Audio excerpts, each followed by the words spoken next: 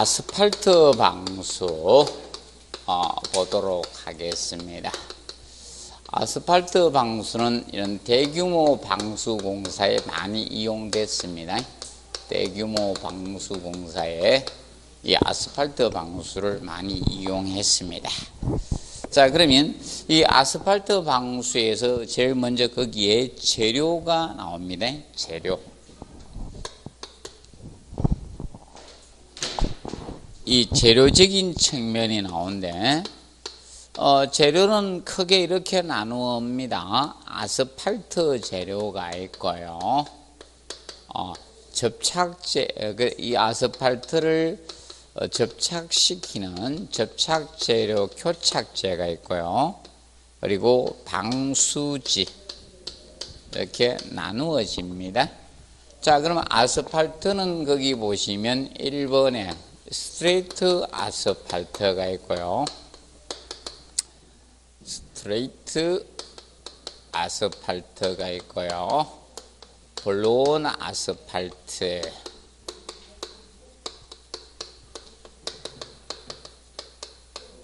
그리고 아스팔트 컴파운드가 있습니다.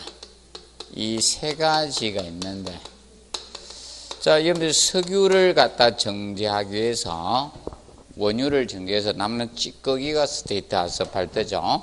그럼 이 스트레이트 아스팔트는 이거는 반액체 상태예요. 반액체 상태이기 때문에 상온에서 이미 액체예요. 열을 가하지 않더라도 이미 무슨 상태? 액체예요. 녹아있는 상태, 약간 반액체이기 때문에 직접적으로 방수공사에 사용할 수는 없습니다.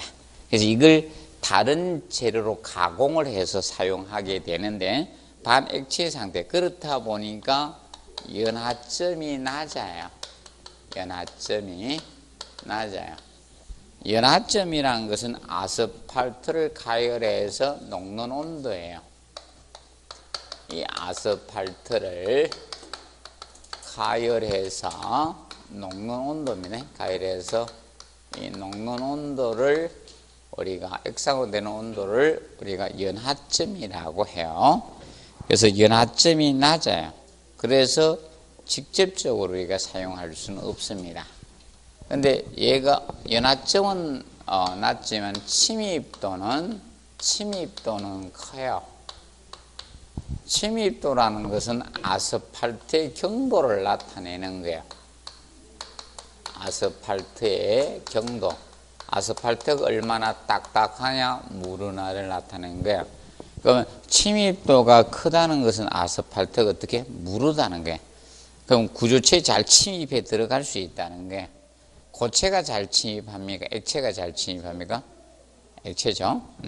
그래서 기억하시고, 그래서 이걸 가공을 합니다. 그래서 이 스트레이트 아스팔트를 이제 반액체니까 그대로 사용할 수가 없어요. 그래서 아스팔트를 가열을 해서 공기를 불어넣어서 이걸 딱딱하게 만드는 거예요. 가공을 해서. 거기 무슨 아스팔트? 블로운 아스팔트. 요걸 이제 가공해서 요걸 만드는 거예요. 블로운 아스팔트를 만드는데, 블로운 아스팔트가 이거는 방고체로 만든 거예요. 방고체 상태, 딱딱하게 만든 아스팔트예요. 방고체로. 그래서 이제 재료상에서 이 블로운 아스팔트는 아스팔트 컴파운드를 거의 팔아요. 근데 스트레이트 아스팔트는 직접적으로 잘 팔지는 않습니다. 방수공사에. 그러면 이 방고체 상태이기 때문에 얘는 연하점이 어떻게? 높아요. 연하점이. 근데 고체가 되면 유동성은 떨어지잖아요. 맞죠? 네, 그런 측면. 그래서 이제 연하점이 높은 것이 블로운 아스팔트다. 그래서 여러분들 주변에서 많이 사용하는 아스팔트가 블로운 아스팔트예요.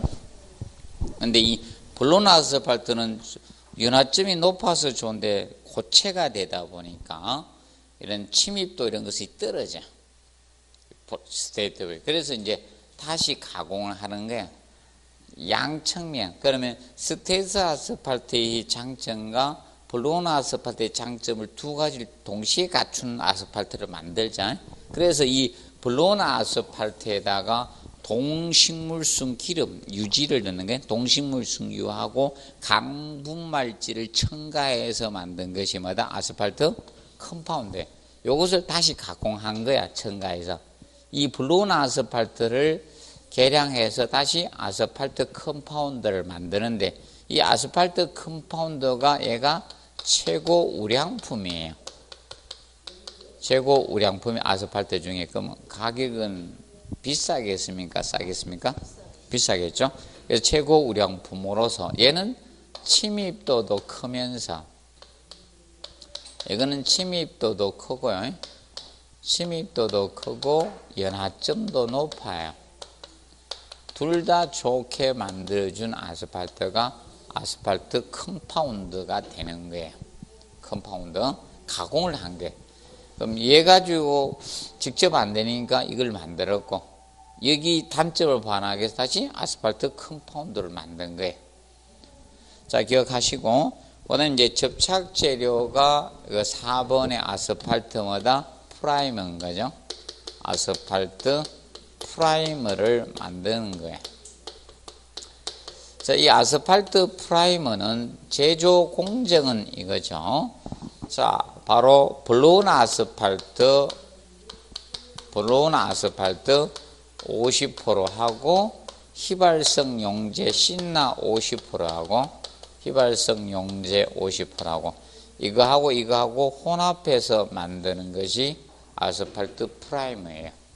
자, 프라이머가 무슨 재료라 해서 접착 재료예요.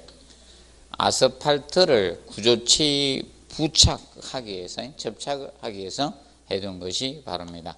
그래도 자, 이 접착 재료는 아스팔트 프라이머는 명심하세요. 얘는 방수 성능을 좌우하는 요소는 아닙니다. 이 프라이머는 바로 이 부착력을 좋게 하기 위해서 쓰는 겁니다. 사용 목적은, 그래서 옛날에 방수 성능을 좌우한다 이렇게 냈습니다. 사용 목적은 부착력을 좋게 하기 위해서 이 프라이머를 우리가 사용하게 되는 겁니다. 기억을 해 두시고요. 그 다음에 자, 방수지가 나오죠. 두 가지가 나옵니다. 아스팔트 펠트하고 루핑 개념이 나와요. 만드는 공정은 사실 몰라도 돼요. 아스팔트 펠트하고 루핑. 그래서 이거는 쉽게 이렇게 보시면 쉽다고 했습니다. 이해하기 쉽게. 여러분들이 여성분들은 저거 기억하면 돼. 레깅스인데 일반 레깅스하고 기모 있는 레깅스 기억하면 돼. 누가 두껍습니까? 기모 있는 레깅스가 두꺼우면서 따뜻하죠. 특히 찬바람 불 때 많이 따뜻하잖아. 그러면 그냥 레깅스와 기모 있는 레깅스 누가 비쌉니까? 기모 있는 게 비싸죠. 남성분들은 저거 보시면 돼. 야상을 입었는데 군에서 안에 깔깔이 넣은 야상이야, 깔깔이 뺀 야상이야 이겁니다. 깔깔이 넣으면 루핑이고, 그래서 펠트가 얇아요. 누가 두껍다?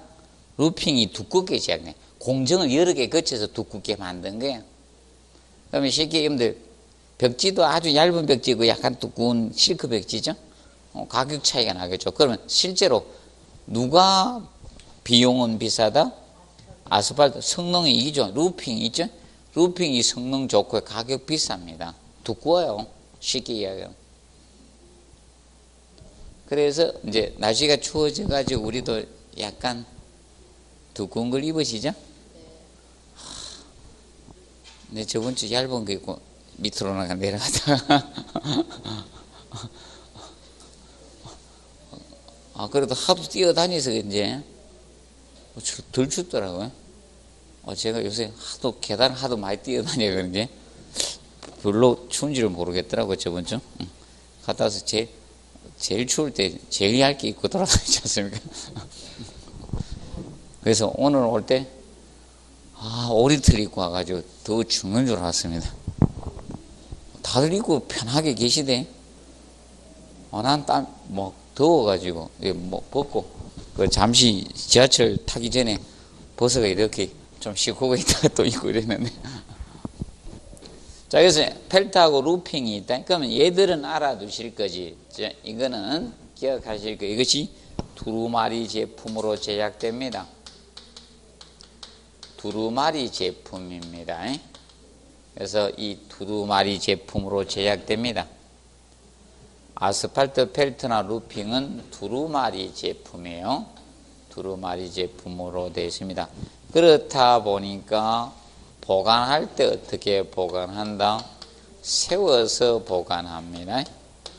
세워서 보관을 해야 돼. 세워서. 자, 눕혀서 보관해야 될 게 있고 세워서 보관할 게 있어요. 그래서 이제 장판지 있죠?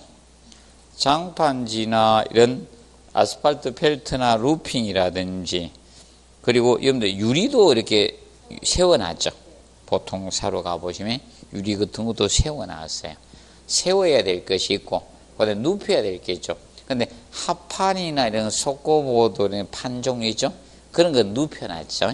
그래서 틀린 겁니다. 눕혀야 될 게 있고, 뭐다? 세워야 될 게 있습니다.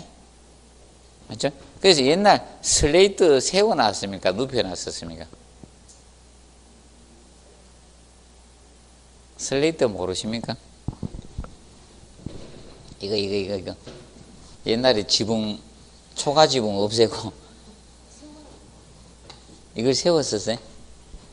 이 눕혀서 보관됐습니다. 눕혀서 보관했습니다. 아, 이거 사러 안 가보셨죠? 저는 사러 가봤었거든요.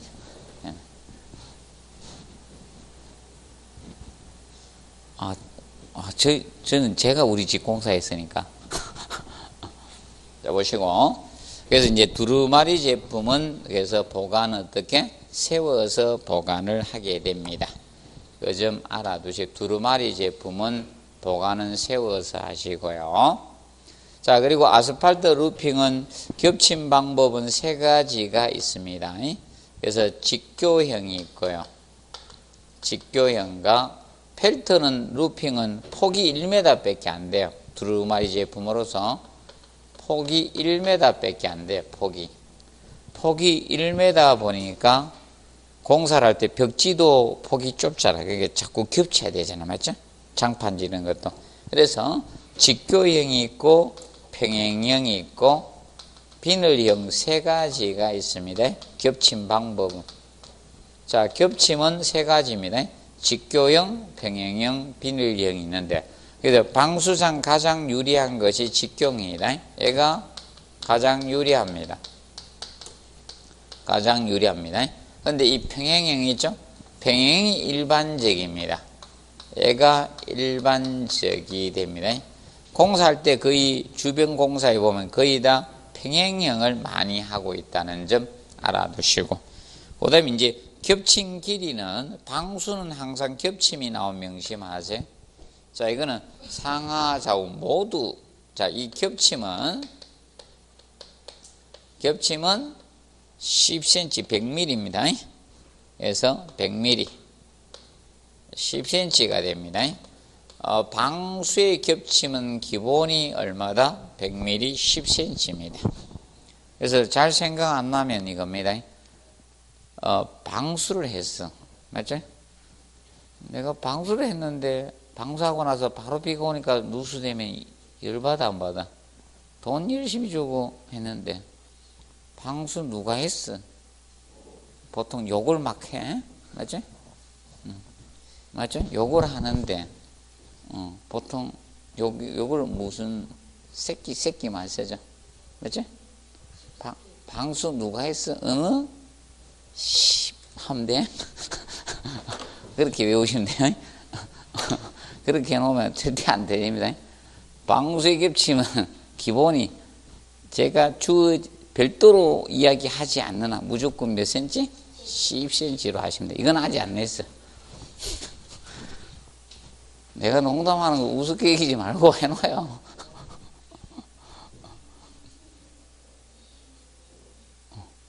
작년에 도막방수 할 때 보강포하고 방수 겹침하고 헷갈리지 말았겠죠. 그래서 자, 기억하시고 10cm 하시면 돼요. 자, 정리해 놓으시고. 그래서 봐두시고. 그 다음에 네 번째. 자, 이 아스팔트 펠트나 루핑 이런 방수지에서 겹치면 이렇게. 그 다음에 이제 경사지붕일 때. 자, 경사지붕일 때, 경사지붕의 시공 순서의 경우는, 이거는 항상 지붕은 공사의 기준이 이겁니다. 어떤 조건이 안 주어지면 어떻게 한다? 아래에서 위로 가야 돼. 아래에서 위로 가야 돼요. 이거 항상 기억하십시오. 어느 쪽에서? 아래에서 위로 공사해야 돼요. 위로 순서로 시공해야 됩니다. 자, 예를 들어서 이겁니다. 자, 이 개념이죠. 공사 들어갈 때. 이거에 공사 들어갈 때 여기 공사하고, 맞죠? 이렇게 올라가야지. 기와를 있든 뭘 있든 이렇게 공사해놔야 물이 흘러내려가요. 반대로 하면 안 돼. 항상 기억하세요. 어디에서? 아래에서 위로.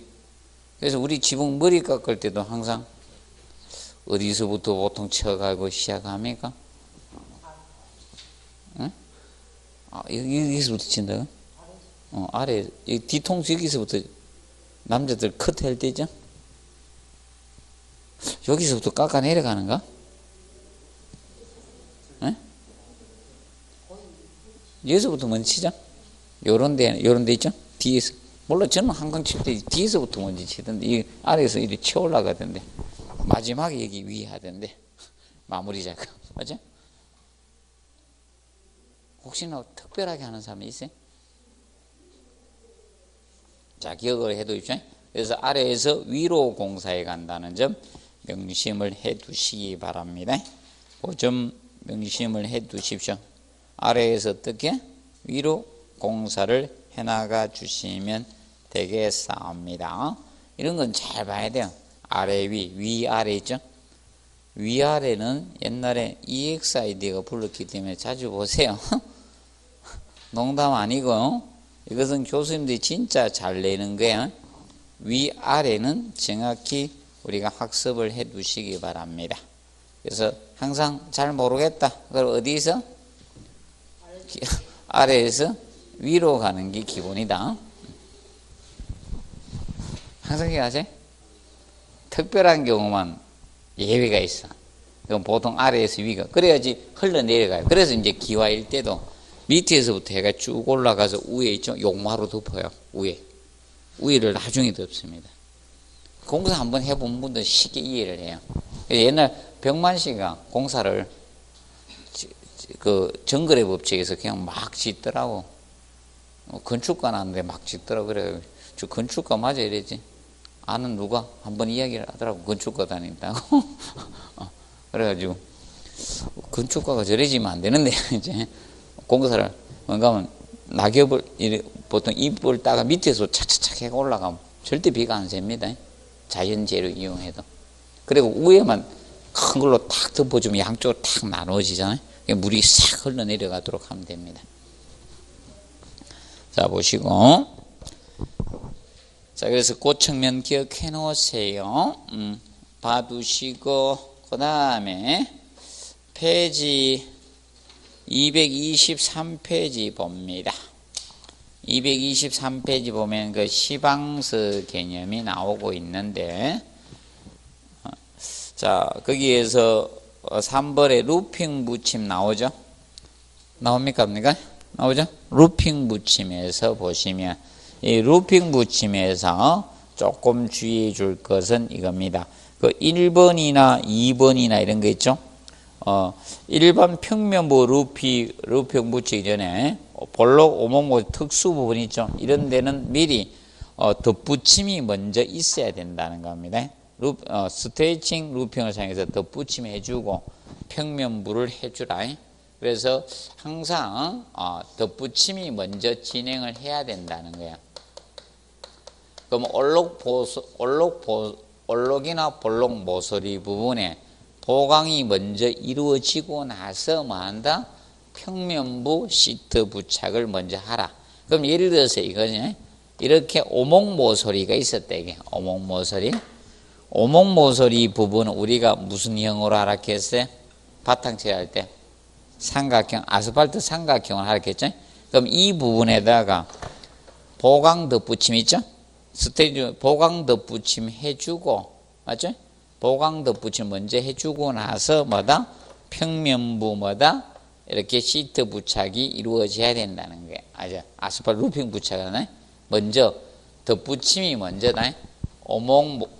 오목이나 볼록 모서리, 오목 모서리나 볼록 모서리 이런 게 있으면, 등이 있으면 덧붙임이 먼저 진행되고 평면부를 나중에 해야 된다. 그 점을 기억을 해 두십시오. 평면부 루핑이 나중에 붙인다. 그러면 덧붙임, 루핑을 덧붙임 먼저 해주고 평면부 이거 꼭 기억하세요. 그래서 잘 안 되면 이걸 기억하시면 돼요. 우리 옷 입는 순서. 특수 부분 옷을 먼저 입고, 맞죠? 아니, 속옷을 먼저 입고, 넓은 옷을 나중에 입죠? 반대로 입으신 분은 예외 인정할게요. 나는 바지 다 입고 그 위에다 팬티 입었다 이런 분은 예외를 인정해 줄게요. 자, 그래서 기본 그 1번, 2번이 다 똑같은 그런 개념이에요. 그래서 항상 평면부 루핑 붙이기 전에 뭘 해야 된다? 덧붙임이 먼저 진행이 돼야 된다. 이게. 그것을 항상 기억하세요. 자, 왜 그런가 하면 올해 어디서 내든 간에 아스팔트에서 내든 어디서 내든 시트에서 내든 신경 쓰지 말고요. 일단은 붙이기 전에 어디부터 먼저 붙여야 된다? 평면부 붙이기 전에 오목보슬이 덧붙임이 보강이 먼저다. 보강을 먼저 해주고 그럼 평면부 루핑이나 시트 부착하기 전에 미리 덧붙임, 오목보슬이 보강을 먼저 덧붙임이 있어야 된다는 거예요. 그것을 항상 기억하세요. 그래서 잘 안 되면 제가 이야기해 속옷 먼저 입고 겉옷 입었다 이걸 기억하시면 돼요. 예외는 있잖아요. 항상 예외는 있죠. 그래서 슈퍼맨이 예외잖아요. 팬티를 위에 입었잖아. 맞죠? 예외가 있기 때문에 예외만 여러분이 나중에 공부하시면 되는 겁니다. 그 점은 나중에 보시고요. 기본은 이거다. 그거 좀 정리해 두시면 됩니다. 그리고 6번 가지고는 한번 5번 가지고는 한번 냈어요. 루핑은 물 흐름을 고려해서 물매 아래쪽에서 위쪽, 위에서 아래에서 낸 겁니다. 봐두시고요. 그 다음에 넘어갑니다. 넘겨서 혹시나 나는 어려운 시험을 대비하겠다. 224페이지죠. 224페이지 보면 보행용 전면 접착에서 A종이 있죠. 이게 방수청 시공 순서, 방수청을 나타낸 거예요.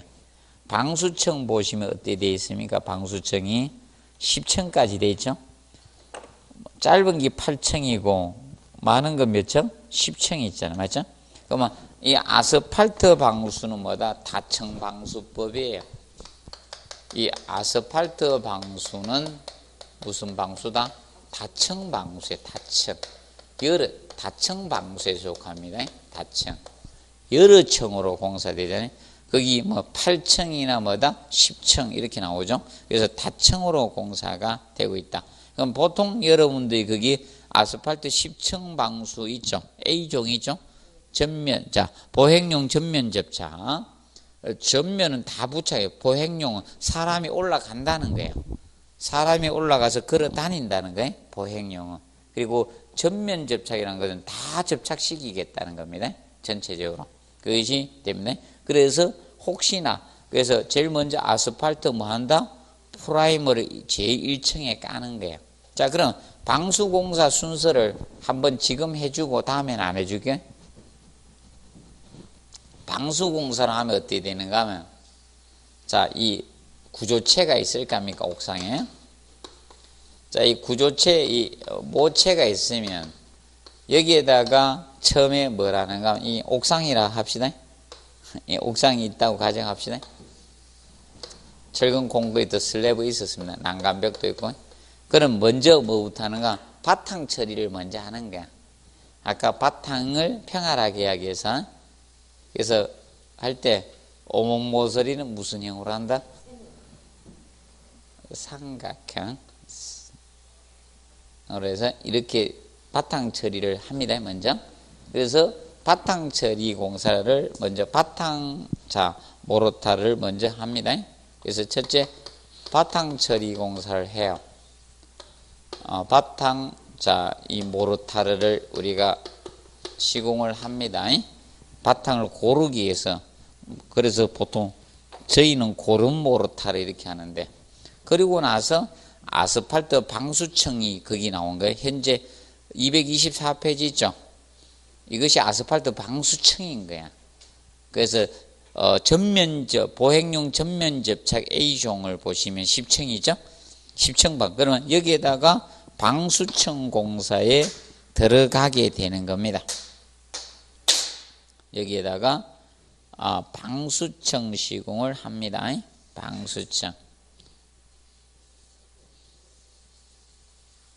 방수청 공사를 합니다. 그래서 아스팔트 방수청 시공을 두 번째로 해요. 아스팔트 이 방수청 시공을 하는데, 이 방수청이 거기 1층부터 몇 층까지? 10층까지 있다는 보행용 전면 접착은. 그럼 이 방수청이 1층은 아스팔트마다 프라이머, 접착제로 바르겠다. 아스팔트 프라이머를 바릅니다. 그래서 혹시나 여러분이 이 아스팔트 프라이머 양을 보시면 0.4kg 해놨죠. 면적당 0.4kg를 갖다 뿌립니다. 0.4.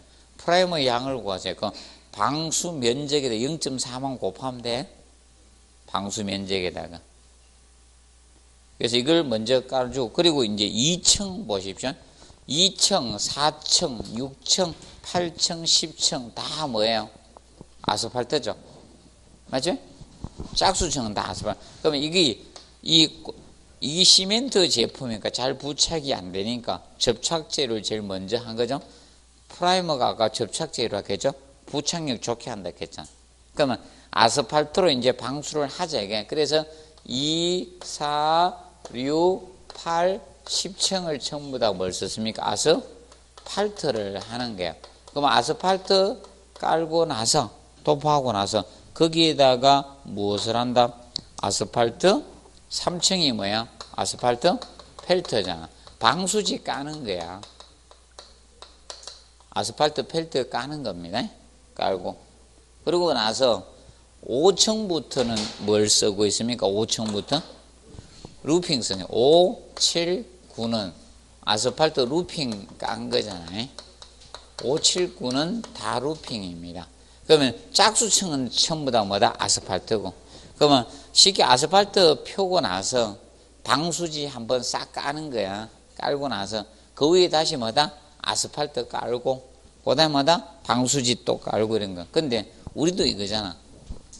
속옷보단 겉옷이 비싸지죠. 나는 속옷을 비싸게 입으시면 돈 들어봐요. 예외도 있을 거 아닙니까? 항상 예외는 있어요. 방수도 예외는 있으니까. 그래서 뭐만 펠트를 쓴다? 몇 층? 3층. 3층만 펠트 쓰고, 5, 7, 9 홀수층은 뭐다? 루핑 쓰는 거예요. 이것이 바로 아스팔트 몇 층? 10층 방수입니다. 혹시나 보세요. 1층에서 10층까지 해놓고 중간 뛰어나가 낼 수도 있는 거야. 여기 뭐 넣을까요? 이렇게 3층에 빵 띄워놓고, 맞죠? 3층 빵 띄워놓고 6층 빵 띄워놓고 9층 빵 띄워놓고 이렇게 해가지고 내 생각이고요. 꼭 그렇게 띄우려 한 번 없고 한 2개 구형 띄울 수 있어요? 2개.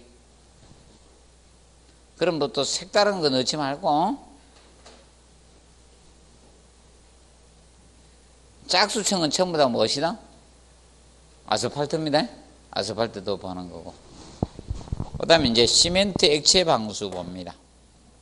시멘트 액체 방수는 앞전 시험에 18회 때 나왔기 때문에 작년에는 언급이 전혀 없는 겁니다. 그래서 이 거기 보시면 시멘트 액체 방수는 시멘트하고 무엇이다? 액체 방수액을 가지고 우리가 방수하는데, 시멘트 액체 방수는 아파트는 어디에 쓴다 했어요? 욕실이라 했죠? 욕실. 그럼 욕실이 이거잖아요. 거의 매일 습기가 있어요, 없어요? 습기가 없으면 그 집은 안 씻는 거죠. 습기가 없다는 것은 안 씻는다는 거잖아요. 전부 다 노숙자들이라서, 직업이 노숙자라서 씻으면 안 된다. 그러면 직업이 노숙자인데 씻으면 안 되죠.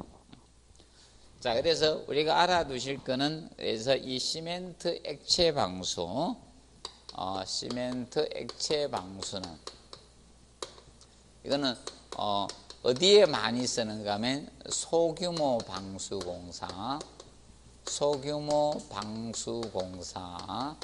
그래서 이제 주택 같은 데 있죠. 주택의 옥상에도 이걸 써요. 주택 적으니까. 아니면 아파트의 뭐다? 욕실 같은데, 아파트의 욕실. 예. 그리고 그다음에 항상 뭐다? 습기가 있는데 많이 쓰죠. 예. 항상 습기가 있는 장소 있죠. 항상 습기가 있는 장소나 이런데 적합한 방수가 시멘트 액체 방수입니다.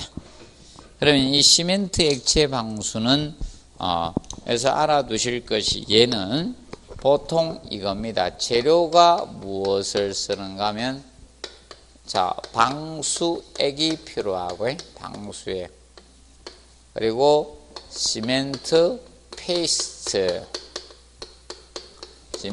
페이스트하고, 그 다음에 방수 모르타르 만들어서 이 세 가지로 방수를 하는 거예요. 이 세 가지를 이용해서. 시멘트 페이스트는 뭐가 시멘트 페이스트라 해서, 시멘트하고 뭐만 반죽해서? 물. 이거 반죽한 게 시멘트 페이스트. 그 시멘트 페이스트를 시멘트 풀이라고도 해요. 시멘트 풀. 근데 물하고 밀가루하고 반죽해서 끓이면 풀 되죠. 밀가루 풀 되잖아. 시멘트 풀. 그럼 방수 모르타르죠. 방수 모르타르는 사실 이겁니다. 시멘트하고 모래하고 배합을 해서 시멘트와 모래를 건비빔 하잖아요. 이걸 먼저 건비빔 해가지고, 그래서 물로 희석한 이 방수액 가지고 비빔을 한 거, 이것이 바로 무엇이다? 시멘트, 방수 모르타르 개념이 되는 거예요. 방수 모르타르는 그렇게 만들어주면 돼. 그래서 이걸 건비빔 해가지고, 그래서 물로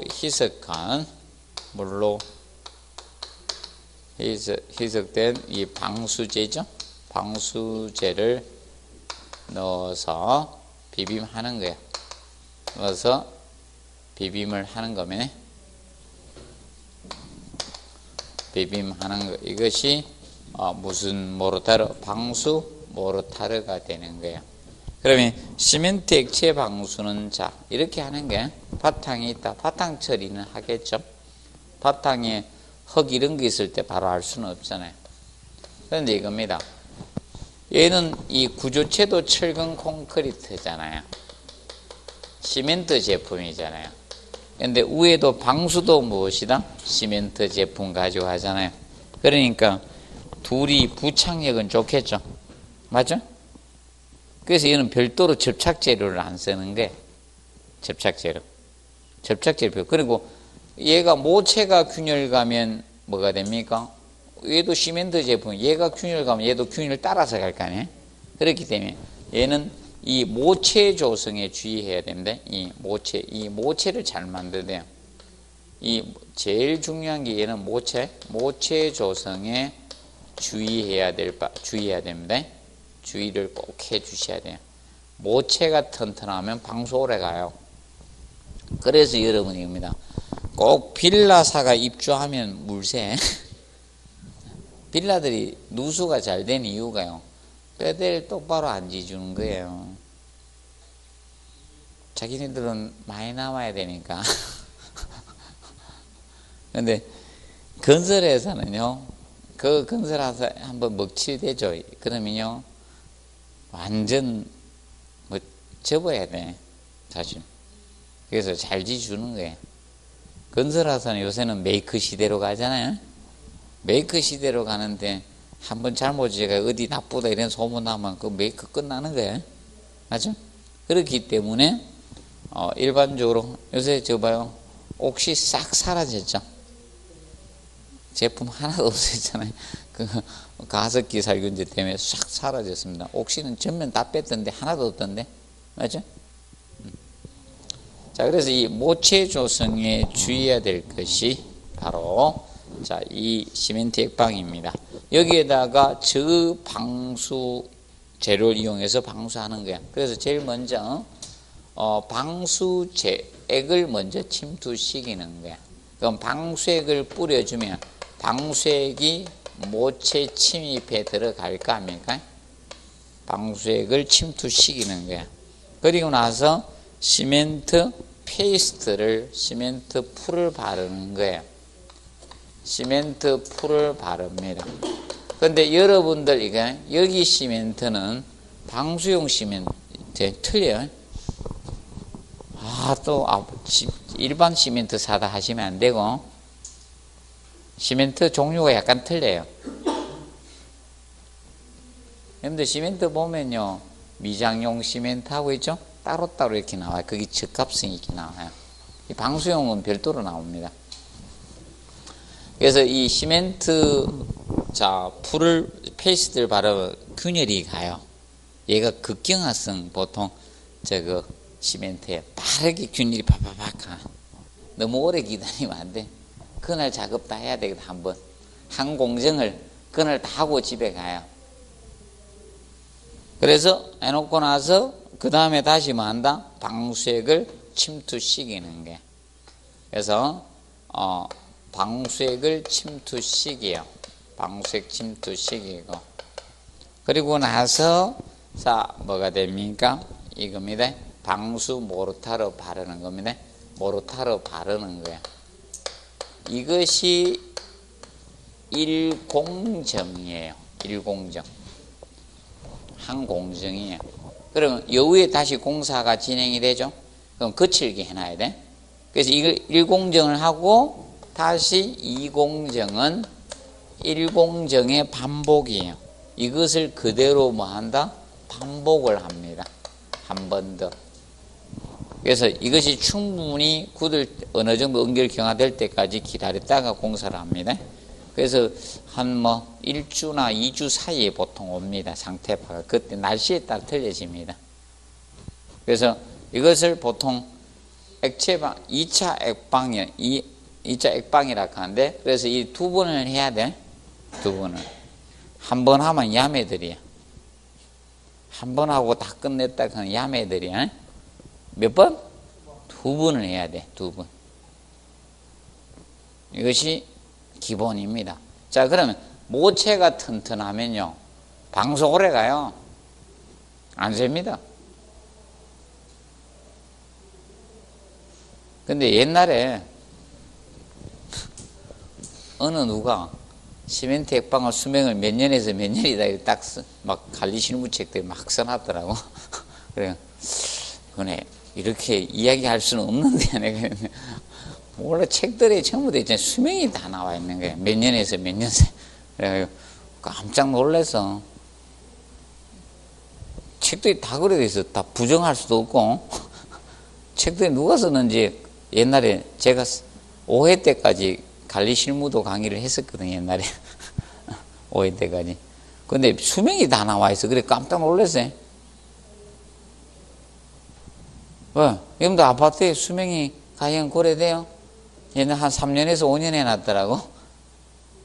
지금 아파트 노후된 우리 아파트 한 20년도 넘었는데 하나도 안 되는데. 자, 그래서 이겁니다. 얘는 뭐가 잘 되면? 모체 조성을 잘하면요, 필요 없습니다.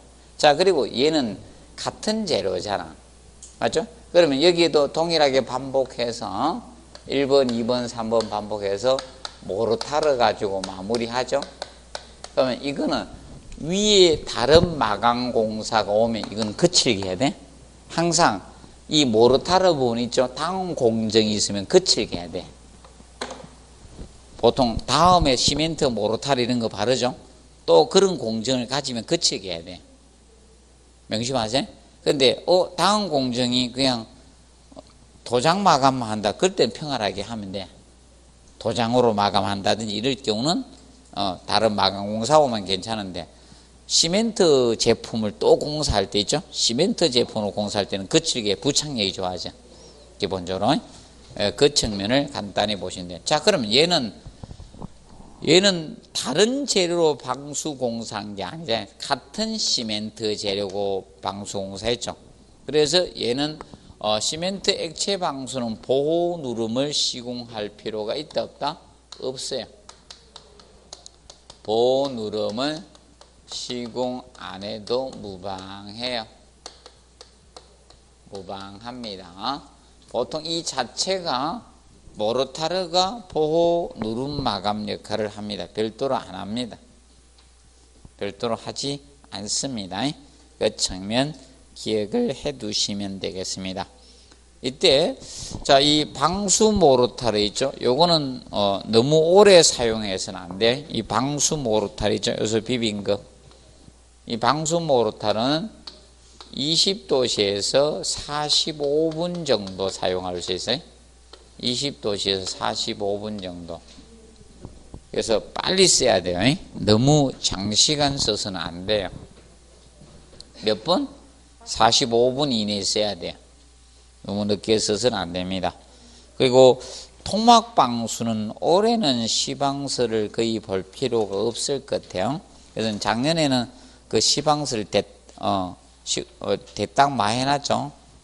나올 가능성이 높았기 때문에 제가 시방서 많이 해놓은 거예요. 자, 그런데 올해는 간단히만 기억하세요. 토막방수는 명심하세요. 토막방수는 멤브레인 방수법이 하나죠.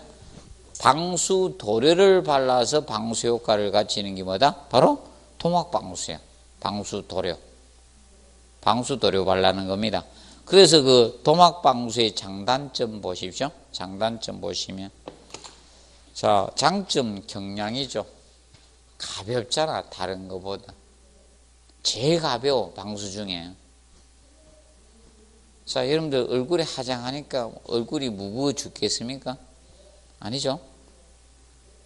화장을 하니까 얼굴이 무거워가지고 무게가 막 고개가 맨날 땅에 떨구지고 이런 건 아니잖아요. 경량이란 거 알아두고. 그 다음에 내수, 내후. 원래 내수성은 물에 견딜 수 있는 성질이 뭐다? 내수성이고, 내후성은 뭐다? 기후, 외부 기후에 외기 기후에 견딜 수 있는 성질이 뭐다? 내후성입니다. 내후성. 그리고 내약품성, 약품에 견딜 수 있는 성질 우수합니다. 그리고 시공이 어떻게? 간단해요. 그래서 우리나라 사람들이 화장 기술이 뛰어나다 하죠. 시공이 다 하잖아. 웬만한 여성분이면 다 하죠. 별도로 누가 안 도와줘도 자기 스스로 하고 있습니다. 맞죠? 시공이 어떻게? 간단하다. 얼마나 간단하면 우리 장인 어르신이 직접 옥상에 토막방수를 하시더라고. 내가 해보고 싶었는데 혼자 하신다 하더래. 그래가지고 날씨를 보니까, 제가 그때 날씨를 보니까 안 해야 되겠습니다. 비 올 것 같은데 이러니까 그 도료 파신 분이 몇 시간 있다 하면 된다 했다고 하셔가지고 물이 비가 와가지고 다 흘러가가지고 안 좋았습니다. 그래서 여러분들 비가 올 것 같으면 하면 안 돼요. 방수는 절대로 하면 안 돼. 날씨가 우중충하게 습도는 없죠. 그럴 때 방수공사 하지 마세요. 안 좋습니다. 수명이 짧아요. 그리고 시공이 간다. 보수가 어떻게? 용해요. 보수가 용이한 것이 특징입니다. 그리고 노출하고 있죠. 맞아요? 자, 그런데 이제 단점 보십시오. 바탕면에 균질한 방수청 시공이 어렵다. 자, 왜 그런가 하면요, 이것 때문이잖아. 사람이 바르잖아요. 바르니까 두께가 어떻게? 일정하지가 않은 거예요. 자, 그러면 두께가 가장 일정한 방수는 누가 두께가 일정할 것 같습니까? 여러분들 방수 중에 앞에서 했던 6가지 중에 시트입니다. 시트 방수. 왜? 시트는 공장 제품으로 나오잖아. 공장 제품이잖아. 맞죠? 그냥 딱 부착만 하잖아요. 맞죠? 그래서 두께가 제일 일정해. 시트 방수가. 그렇게 보시면 됩니다. 그 점 알아두시고, 그거 알아두시고, 그 다음에 디귿의 단열을 요하는 뭐다? 옥상청에 불리하다. 자, 옥상청이라는 것은 이거죠? 자, 왜 그런가 하면 얘는요, 그냥 도료만 이렇게 발라놨잖아요. 그런데, 여러분들 다른 방수들 그냥 두꺼워지거든. 시멘트 액방은 별로 안 두꺼워지는데, 그렇게 두꺼워지진 않습니다. 얘는 뭐 공사 어떻게 하느냐에 따라서 두께가 약간 차 있는데 기본적으로 이것도 한 4, 5cm는 되겠네. 그 정도 공사될 거고 두께가 올라가요. 그런데 아스팔트 방수는 엄청 올라가요. 아스팔트 방수는 바탕 모르타르가 15mm 깔고요. 그리고 방수층이 한 10층 하면 10층 정도 하면 25mm 전후돼요. 그리고 그 다음에 이제 보험 모르타르 24mm. 그 위에 그런 이제 막 이제 그 위에다가 누른 콘크리트 쳐요. 콘크리트가 최소 60cm. 실수 6cm, 60mm. 그리고 그 위에 이제 마감 모르타르 3cm 또 가야 돼요. 그럼 두께가 굉장히 두껍죠. 맞죠? 그럼 옥상에는 사실상 이겁니다. 이 아스팔트 방수하는 게 있죠. 이게 무게가 많이 나가서 그렇지, 힘들어서 그렇지, 단열적인 측면에서는 제일 유리한 거예요. 아스팔트 방수가. 위에 엄청 두껍게 공사를 해준다는 거예요. 그래서 이제 이것이 단열용 옥상층에 불리하다는 것은 도막 두께가 어떻게? 얇기 때문에. 도막 두께가, 맞죠? 도막 두께가 얇기 때문에 옥상층에는 조금 단열을 요할 때 불리하다. 이거죠. 도막방수가 불리하다는 뜻은 아니고 단열을 요하는 옥상층일 때, 열을 차단해야 될 때는 조금 불리하다. 왜? 도막 두께가 어떻게 다른 방수에 비해서 어떻게? 얇다는 거예요. 그 개념 정도 한번 보세요. 그리고 뒤에 뭐 시방서 올해는 잘 안 나올 거예요. 혹시나 나오면 올해는 저것만 딱 보면 안 돼. 올해는 전체적으로 볼 필요 없고 229페이지 9번에 방수제의 조합 비빔 점도 적혀 있죠. 여기만 혹시나 할 거예요. 제가 여기만 혹시나 의외로 낼 거예요. 그래서 요거만 조금 보면 되고 전체적으로 볼 필요는 없다. 전체적으로 볼 필요는 없습니다. 그래서 넘어가세요. 자, 그리고 6번에 보시면 합성 고분자계 시트 방수가 나옵니다. 합성 고분자계 시트 방수. 자, 이 합성 고분자계 시트 방수 나오죠? 얘가 합성 고분자계 시트 방수는 그다 써놓으세요. 6번 합성 고분자계 시트 방수에서 얘는 방근성이 뿌리가 뚫고 들어가는 방지한다는 거예요. 뿌리 근자가 방근성이 좋습니다. 방근성 알아두실 거. 얘가 방근성이 우수하다. 합성 고분자계 시트 방수가 방근성이 우수해요. 이 나무의 뿌리들이 뚫고 들어가는 걸 방지할 성능이 우수한 것이 바로 이 무슨 방수다? 합성 고분자계 시트 방수가 됩니다. 알아두시고 좋습니다. 그리고 합성 고분자계 시트 방근성이 우수하고 수밀성이 좋아요. 수밀성이 좋습니다. 이런 특성을 가지는 것이 바로 합성 고분자계 시트 방수가 됩니다. 그러면 이 합성 고분자계 시트 방수는 우리가 알아둘 때 어디에 많이 쓰는가 하면 이게 좋기 때문에 옥상 녹화 방수에 많이 사용돼요. 왜냐하면 지하실에 나무 심지는 않죠. 우리 지하실에 나무 심는 사람 흙 갖다 덮고 가지고 없죠. 지하에다 나무 심으면 햇빛 강압성 어떻게 하라고요? 그러면 일반 등켜야 돼. 강압산 나가면 맞아? 인공조명 가지고 해야 되잖아. 그래서 이제 옥상 녹화 방수 공사에 이 합성 고분자계 시트 방수 공사를 많이 씁니다. 현재.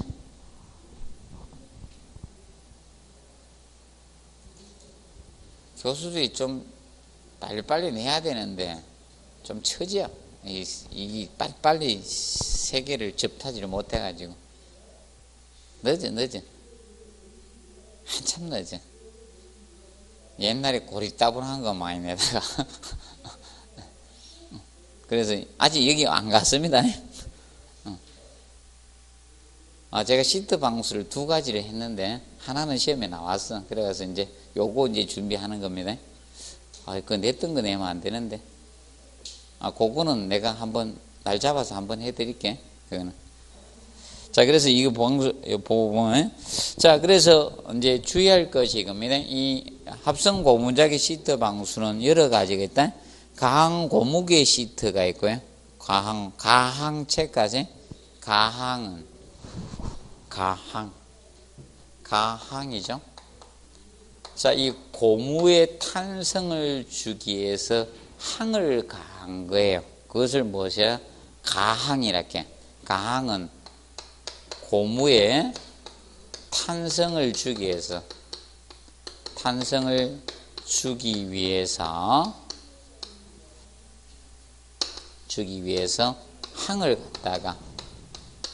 가한 것이 이것이 뭐다? 가항입니다. 가항. 또 그거는 일요일 하는 건 복면 가왕이죠. 항이 아니고 항제 아닙니까? 하지 말고. 그래서 이건데 가항. 탄성을 주기 위해서 항을 가하는 거. 그러면 비가항이 나오면 무엇이다? 항을 가하지 않았다는 거예요. 안일비자 붙인 거. 앞에 비자가 붙으면죠. 항을 안 가한 것이고, 가항은 뭐다? 항을 가한 거예요. 탄성을 주는 거예요. 항이 이런 데도 쓰입니다. 항을 쓰는 데 많아요. 맞죠? 여러분입니다. 자, 곶감하면 상주나 여기 어디죠? 영동인가? 맞아요? 여기 곶감도 유명하잖아요. 그때 그 곶감에 있죠? 분이 빨리 차면 상품이 떨어져. 사람들이 이 색깔이 머리 때면 보기 안 좋아. 곶감이 어떤 색깔을 띠고 있으면 좋습니까? 보기 좋아요. 갈색, 그 있죠? 그 색을 싹 띠고 있지. 싱싱해 보이고 좋거든. 맞지? 그래서 항을 가하면 그렇게 됩니다. 그걸 오래 유지할 수 있습니다. 모르시는군요. 항을 가합니다. 항을 피웁니다. 네.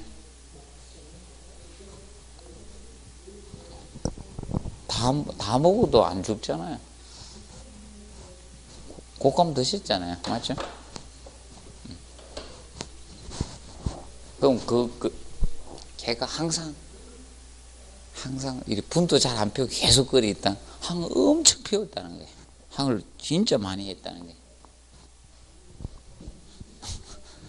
그래서 고무에는 뭘 주기 하고 탄성을 주기 하고.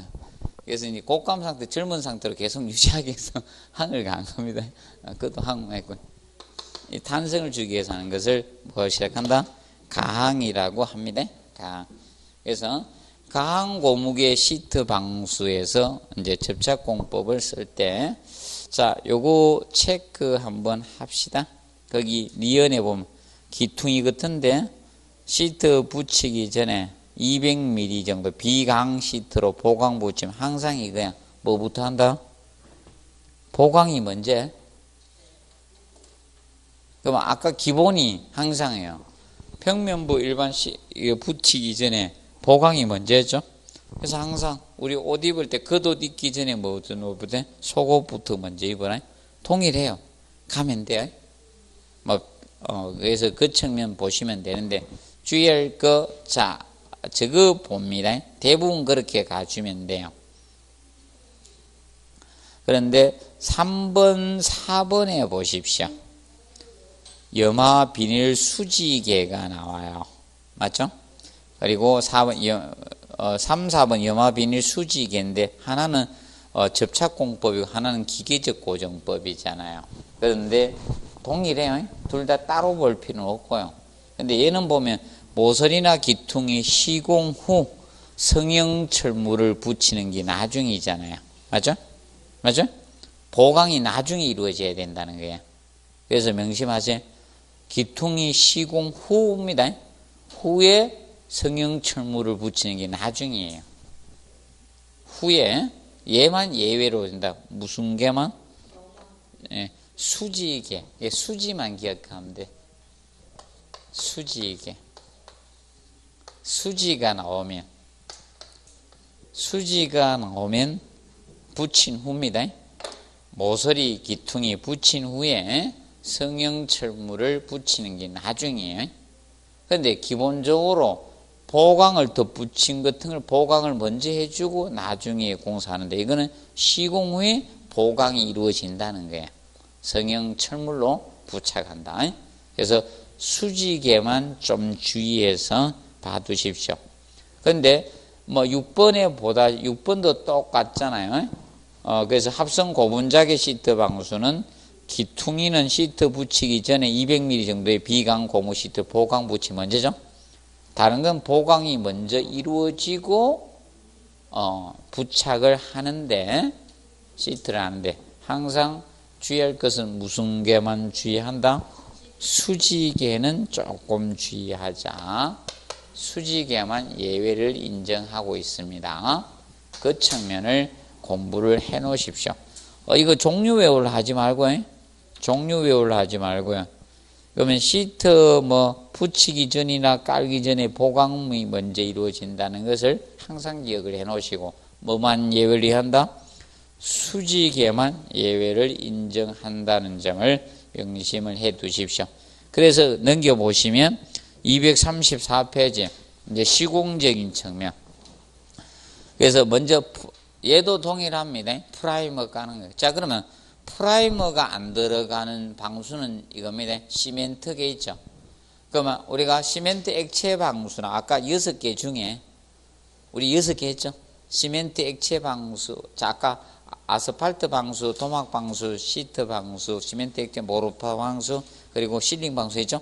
이 6가지 중에 프라이머 안 들어가는 건 모르타르 방수하고 시멘트 액방이야. 시멘트를 쓰는 데는 프라이머를 안 써요. 접착제를 필요 없는데 다른 재료를 이용해서 방수 공사할 땐 전부 다 뭐가 필요하다? 프라이머가 필요한 거예요. 접착제로가. 그래서 먼저 1번에 뭐 공사한다? 프라이머 도포하는 거예요. 프라이머 도포하고 보시면 프라이머 도포해 주시고 그 다음에 이제 그리고 나서 이제 접착제 도포를 해 주시면 돼. 그래서 이제 접착제 도포는 체크하세요. 프라이머에 뭐다? 건조를 하긴 후에 프라이머 건조 확인 후에 우리가 접착제 도포를 합니다. 그리고 이제 시트 붙이기 하는데 이때 주의할 것은 1번 체크하시고 그 전면 접착공 일반 시트 붙이기 전에 뭐 한다? 오목 모서리 비고 시트 덧붙임 먼저 항상 기억하세요. 덧붙임 먼저 진행을 해 주시면 된다. 그래서 2번도 동일하고요. 3번도 동일하고요. 시트 붙이기 전에 덧붙임 하면 됩니다. 합성 고무는 다 동일하게 가주시면 되는데, 자, 주의할 것이 6번에 보시면 합성 수지개. 수직에 할 때는 뭐부터 하라 했어요? 여러분들이 붙인 후에 있죠? 붙인 후에 나중에 그걸 해준다 했습니다. 그래서 수직에만 예외가 인정된다는 점 봐두시고요. 그리고 저거 봅니다. 그리고 7번 체크하시고요. 7번에 보시면 시트 접합부는 원칙적으로 물매 위쪽 시트가 물매 아래쪽 시트마다 위로 가도록 한다. 위. 자, 그러면 이것은 뭐 이거죠. 이거 다른 거 아니고요. 물매 위쪽 시트가 물매 아래쪽 시트. 그러면 여기 시트 부착했을 때 물매 위쪽 시트가 물매 아래쪽 위로 가야 된다. 이거 이렇게 돼야 된다는 거잖아요. 결국 이렇게 공사하려고 하면 시공 순서는 어떻게 해야지 이렇게 될 수 있습니까? 물매 위쪽 시트, 아래쪽 시트 위에 오도록 했죠? 위, 아래, 이거 장난치게. 위, 아래. 위인데 뭐라고 치면 돼? 아래, 이렇게 치면 돼? 위, 아래 잘 봐요. 물매 위쪽 시트가 아래쪽 시트보다 위에, 위인데 아래로, 이렇게 아마 쓸 거예요. 쓰기 싫어가 이거 살짝 바꾸려고. 그러면 이거는 공사하면 시공 순서를 이렇게 하라 이거죠. 그 말 뜻을 다르게 하면 시공 순서는 물론 아래쪽에서 뭐다? 위로. 아래에서 위로 공사하라 이거죠. 위로 시공하라 이겁니다. 위로 시공하라 이 뜻입니다. 사실 이 문장이 이겁니다. 그런데 아마 본치 싫어서 글씨만 바꿀 거예요. 그래야지 많이 틀리거든. 글씨는요 살짝 바꿔놓으면 잘 안 보여. 시험장에 가보면 지금은 잘 보이죠. 같이 보니까. 시험장에 갖다 놓으면요 안 보여. 아래 위 그렇게 이야기해도 EXID 생각하면 안 돼. EXID 위아래 이래 이래 부르죠. 근데 이거는 우리는 거꾸로다. 어디서? 아래에서 위로 기본적으로 시공합니다. 자, 그 점을 기억을 해 놓으시고요. 그거 좀 정리해 놓으세요. 그리고 이제 치사한 인간들이 늙을 대비해서 치사에도 맞춰야 되니까 그 8번 보세요. 8번. 치사한 인간들이 늙을 대비해서 8번을 보시면 돼. 시트 상의 접합폭은 종행으로 강한 고무게는 얼마? 100mm. 기본은 10cm라 했잖아. 맞죠? 맞죠? 네. 기본은 모르면 10cm 하고 100mm. 그리고 비강 고무게는 7cm. 줄어들어. 비강은 7cm. 그리고 그 염화 비닐 수직에는 얼마? 4cm가 돼. 3cm씩 줄어드네요. 맞죠? 그래서 비강은 7cm. 그리고 염화 비닐 수직에는 4cm입니다. 그 점 좀 주의해서 봐두세요. 자, 그리고 그거 보시고요. 그다음에 이제 잠깐 휴식하고 하도록 하겠습니다.